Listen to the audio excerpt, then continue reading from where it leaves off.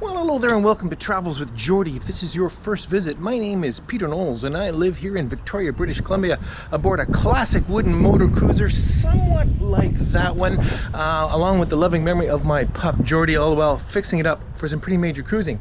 If you've been following along, you'll know that we're downtown for the holidays aboard MV Zephyrus, my friend's boat.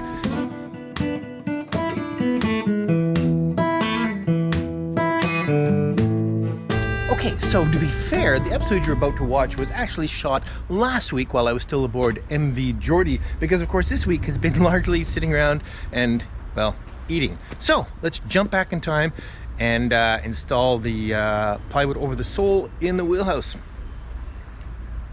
So at long last, it's time to build the sole in here, and the construction of the sole is pretty straightforward, really. It's these cedar 2x4s laid out in a structural grid and some plywood cut to go over the top of it. That's not the hard part. The hard part is designing it to be future-proof. And what I mean by that is the sole of a wheelhouse, in this case, is fundamentally something to walk around on that's pretty flat. But more importantly than that almost is that it's the access to all the goodies down below, not the least of which is the engine, fuel tanks, pumps, etc. So I need to be able to have ready and easy access to anything down here in any conditions. Well, that would be great if this was just a great big open room, but I intend to fill it up with, well, furniture. So I have to be able to design a system of hatches and basic functionality that can accommodate all of that. And there's some other things I need to accommodate, and that is the companionway that goes aft, because it comes into this space, whereas the companionway that goes forward is actually fully in the forecastle. Anyway, too much to talk about. I'm not going to go into all the design. Let's just build it and explain it as I go along. So the basic layout will be three main sections. A starboard section, which is removable but is not actually considered a hatch. In other words, it won't be openable easily. And the port side, which will be basically the mirror image of it. And then a center section will be able to be removed in a series of hatches for easy access to the engine, pumps, fuel systems, and all of that. So it gets complicated, as I said, at the aft end here, because I have this companionway staircase that's going to come up out of here. And on this side, I have a semi-permanent settee or bench or whatever you want to call it. You've seen me. It's part of the dinette. The structure moving forward, the furniture, the table, the other part of the dinette are somewhat dynamic and can be moved around. So the first 2 feet of the aft end of this is a semi-permanent sole on this side, then the companionway, and then a special hatch to get back into the water heater. 4. Okay. These are compound angles here, definitely, and I'm not going to get too jointry crazy on any of this because it really doesn't need it. Strong basic connections are going to be just fine. So let's take a nice straight one for this with not too, oh, that is a beauty, an absolute gem. Okay, 10 feet. I can tell you I am looking forward to not walking around in the bilge. So this piece should just sit happily,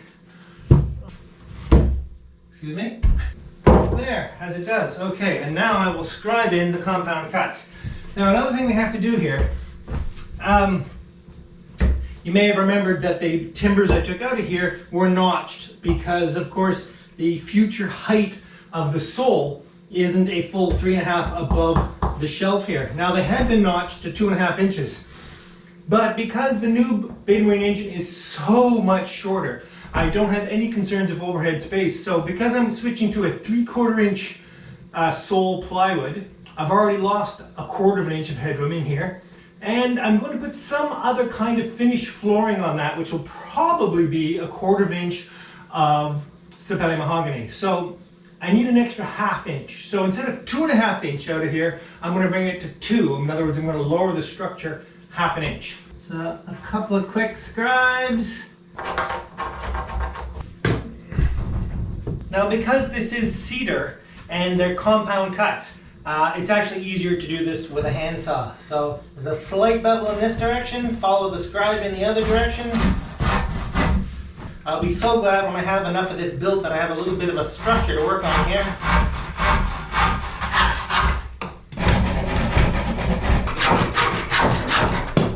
Okay, and in we go.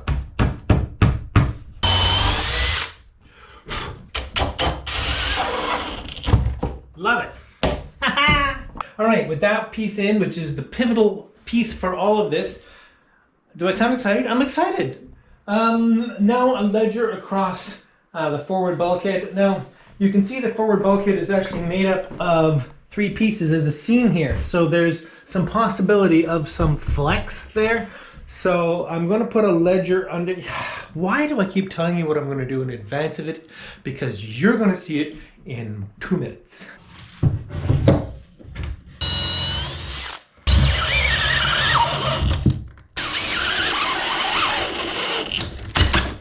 Okay, with that timber in, now it's time to put the first 2 longitudinals.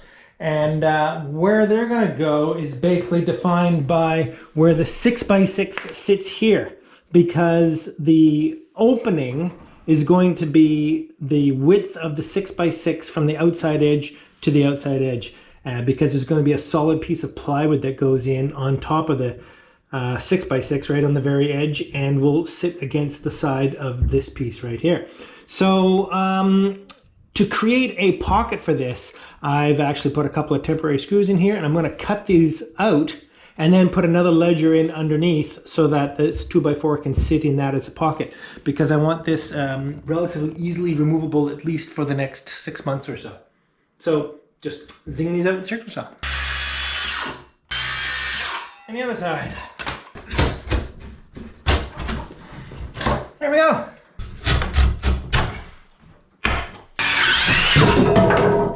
In time, this will have to be, let's line that up, screwed from the inside, because this is getting attached to 3/4 inch plywood, and screws will hold much better in this direction, in other words through the plywood into the cedar, than in that direction. But I can get it tacked on for now. Okay, well, with these 2 ledgers on and aligned, I can now start to frame for the companionway steps. So this piece is just going to tuck right in here.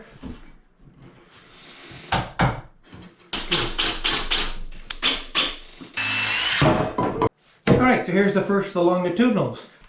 So here's my mark.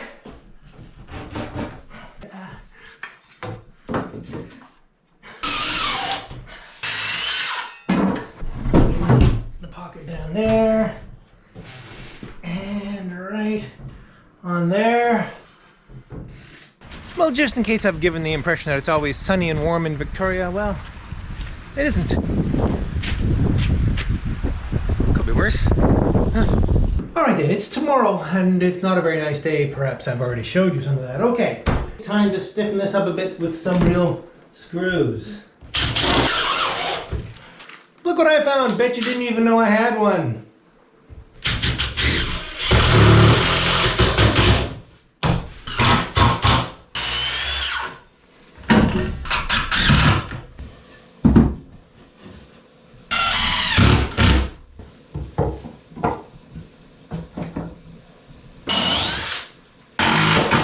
That's this side done.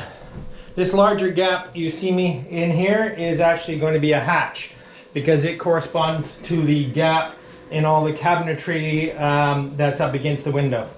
Okay, let's do the same on the other side. Okay, because the ends of all these sole beams have to be cut in a compound miter, I thought this might be a good time to explain something that I've explained before about hand saws. I'm using a hand saw here because really circular saw doesn't really work for that. Okay, these are these super cheap, super effective little toolbox saws. Very, very aggressive. I've been buying these for years and I love them, but they are sort of semi-disposable. But they're a great way to illustrate something interesting about saws that not everyone knows. The reason this saw is so effective is because it has a very aggressive tooth. And what drives that tooth into the wood is not so much the sliding force, but also down force. And if we do a little math, we think about vectors, we're pushing here. So we're pushing on an angle down into the wood. And that's what drives the blades into the wood. Well, that's great, but it can be a little over too much force sometimes, especially cutting a very soft wood like cedar. You'd like something with a much less aggressive bite. Well, you could change saws, but the other thing you can do is you actually have control over this vector simply by where you hold the handle, because this force is coming down at a relatively steep angle. If we slide our hand down and we hold the saw as low as possible, that vector becomes very, very low, and we can have a lot more control. In other words, the saw won't bite as hard, giving us much easier control, especially early in the cut. Let me show you how that works. And in this case, because I'm doing a double miter, it's a miter in this angle and it's a miter in this angle, I'm just going to, I apologize, you can't really see, but you can imagine what I'm doing. I'm lining up by eye the blade with both pencil marks. So let's get going here. Find a place to stand. Okay, so if I line up with both marks simultaneously and start to cut, again with my hand as low on the handle as possible, I have a lot more control than I might have had if my hand was higher up on the handle. There we go. Nice and neat and right on the line. I'll just take a chisel and clean up this last little bit here where the blade didn't come all the way down. Excellent.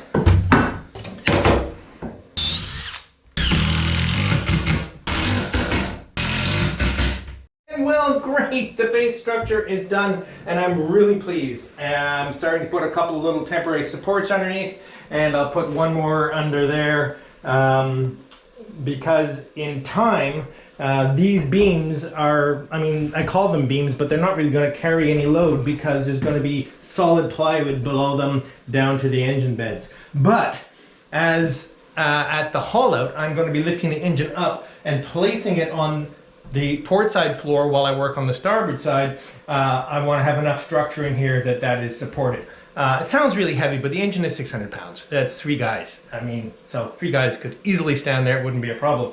So I'll make sure that that's all super secure. So that looks like it's going to work out just fine. It's assembled with screws. It can come apart again relatively easily if I number all the pieces, at least for the next few assembly and disassemblies. So now, time to get some plywood on.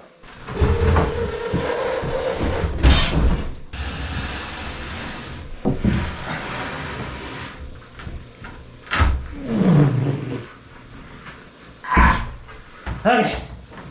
It may seem vain, but I'm going to try and keep the top of this clean, at least for now.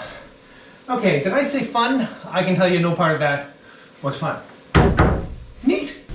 Okay, so this piece is basically going to sit halfway across the main beam. It's going to be the bulk of the port side main sole. Obviously, it has to be cut in a curve to follow the hull. So let's get you up into place here and see if I can't get that square with the forward bulkhead. Now, that's not necessarily what I want to be square with. What I want to be square with is the opening in the sole here. So what I'm going to do is measure down underneath at along here 16 inches, and back here we'll get you to 16 inches. Okay, so now the plywood is at least aligned properly with the opening, but it's got to move over 16 3/4 of an inch because I've measured to the face and I want it to split halfway across that member. So 16 3/4 of an inch have to come off that whole side. And that's pretty easy. That's just a scribe. Let's get going. So let's do our 16 3/4. 16 3/4.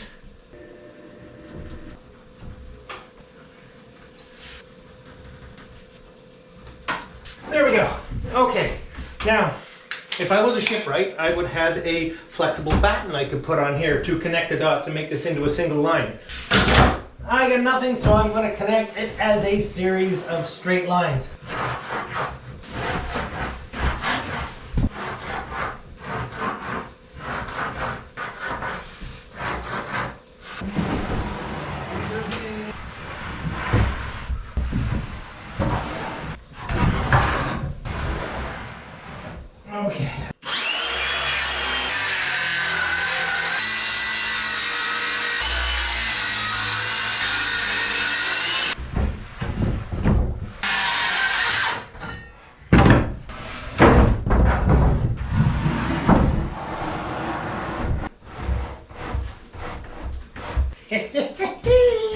Not that I won't clean up the joint a little bit, but on the whole, this looks pretty much perfect. Very pleased. Just run a sander over the edge to tidy it up, and that'll give me that extra, a floor. Sole, sorry, I know, but to me.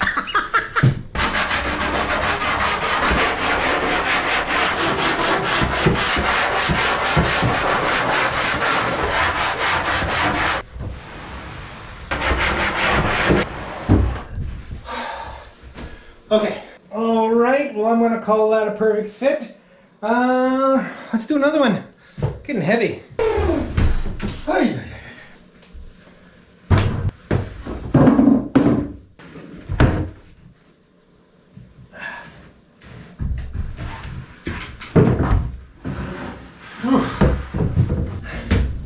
I don't know why I'm concerned about keeping this clean, because this is not going to be the final surface I walk on, but it might be the surface I walk on for a while, and it'd be nice if it was sort of nice.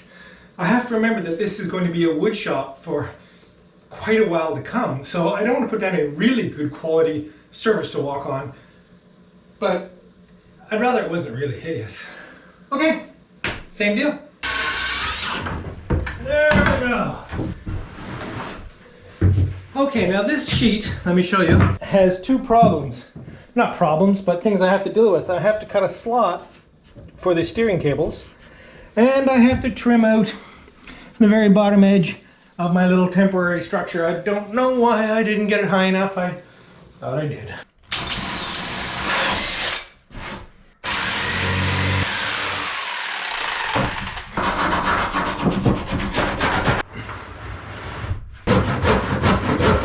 Okay, so exactly 3/4 of an inch alignment is perfect, but it's not alignment with this that's all that crucial. It's really the width across the opening being exactly square, because there's another panel to go in here and I'd like it to be straight. So let's see what we got.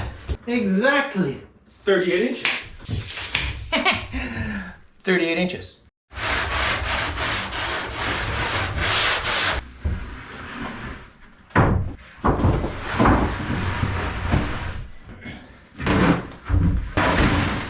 Okay. Beautiful.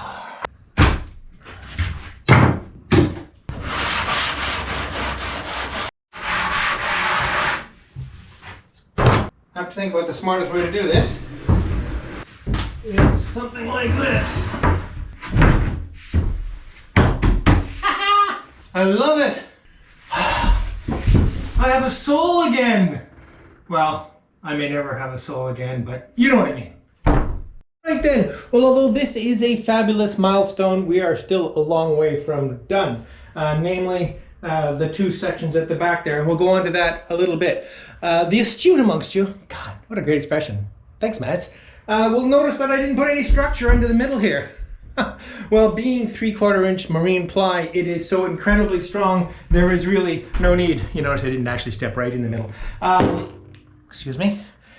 So I'm not going to do anything about that just yet, because I haven't designed it yet. Mostly, it's probably going to be some aluminum square section, which I already have, but for now, we're just going to leave it because, yeah. So let's talk about the situation back here.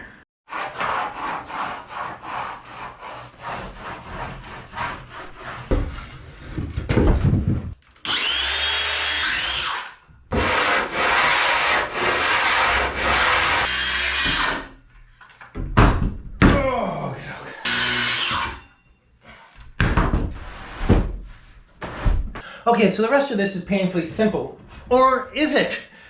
Yes, I just need to fill in this relatively rectangular spot, but the truth is, I'm not sure how I'm using this space yet. I know one thing, the muffler will be in the back corner and the exhaust pipe will be coming up from the engine. The fuel tank will probably be extending into here a little bit, I can't tell, but not in here. So this is possibly a gray tank, a temporary gray tank location.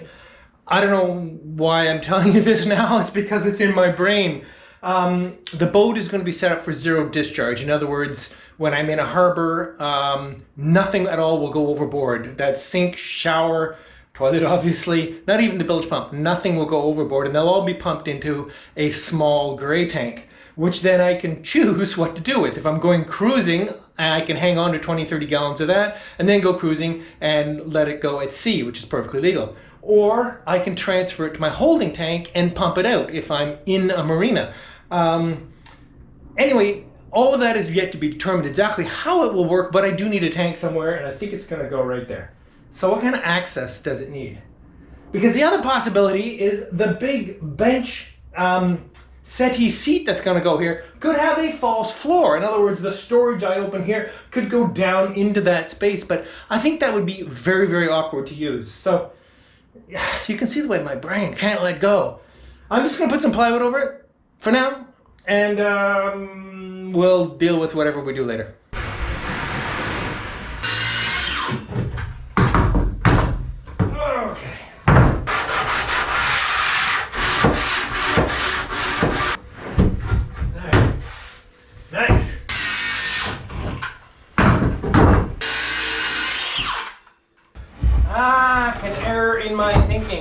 The intention was to trim this and have this just stick out a little bit, but I can't because the door frame is proud of us. So you know what, I'm not going to get too excited about it, and I am not going to cut that hose because in 5 minutes I'm having a hot shower and I would rather that that plumbing was still intact. So this won't get done.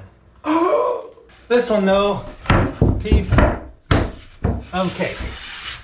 I can't tell you how satisfying it is to be able to walk around up here again. This is just delightful. Now, as of course you can tell, it's nowhere near done. The middle section over the engine will be subdivided into various hatches that will open for various types of maintenance, but I'm not going to do that until the engine is installed and I design all that.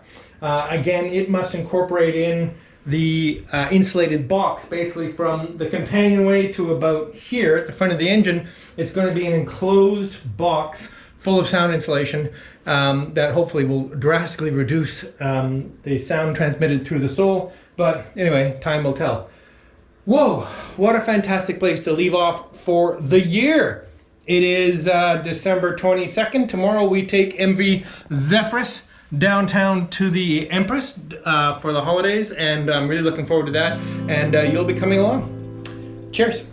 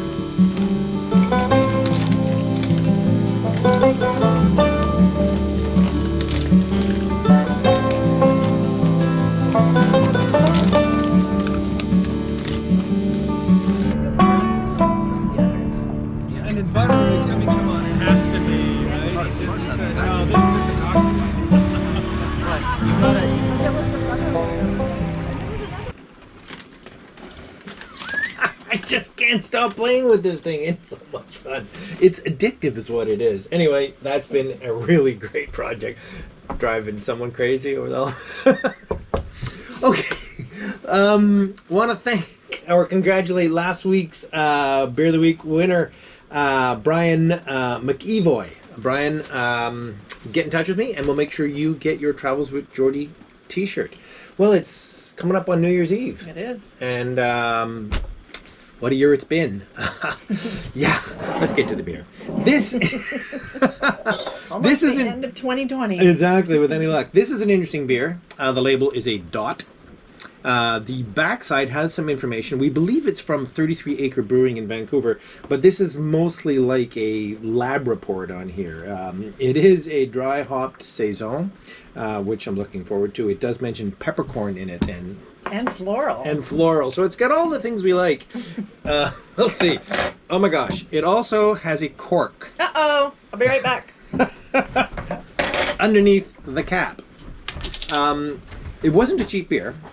We thought it might be fun to try something interesting. I don't know if you can see, it has a very, very sexy green hue to the glass. All right, well that was pretty quick there, ladies. Eat it. Go on. Well, you always know where that is. It's pretty close at hand. All right, well there we go.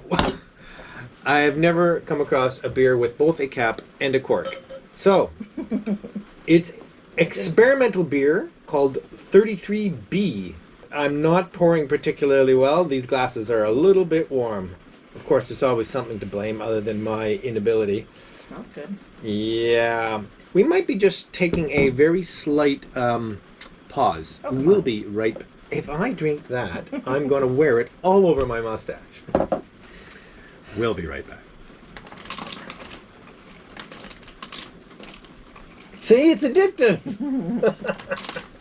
All right, well, we have had a few minutes to get the beer into something reasonable to pour. So, cheers. Well, Word of the week.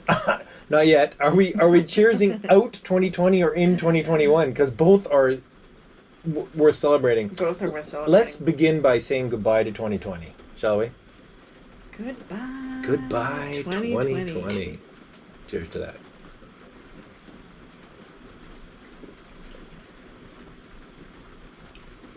Is that a $20 beer?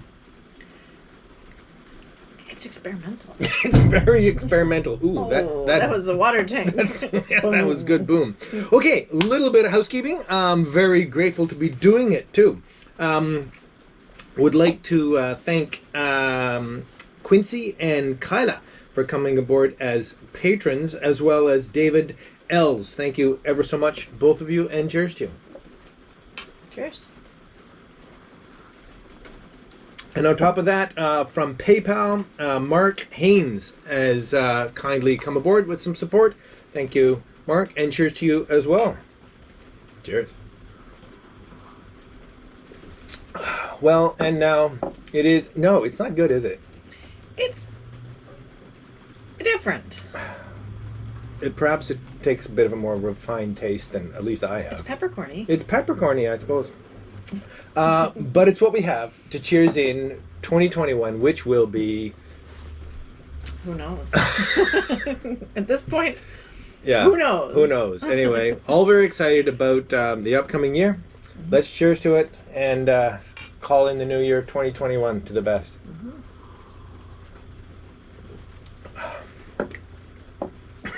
Horrible. Okay, but we need a word of the week, ladies and gentlemen. Yes. And I have one. excellent. Let's have it. I've forgotten it. I would say that, it's been a difficult year. Oh yeah. It's been a wild year. But there's always something to celebrate. Oh yes. I like it. Right. Word of the week is celebrate. Celebrate. All right. If you'd like to win a Travels with Geordie, use the word celebrate in a comment down below, and I'll pick it random over the first week. And if I pick you, you win a Travels with Geordie t-shirt. And celebrate. See you next year.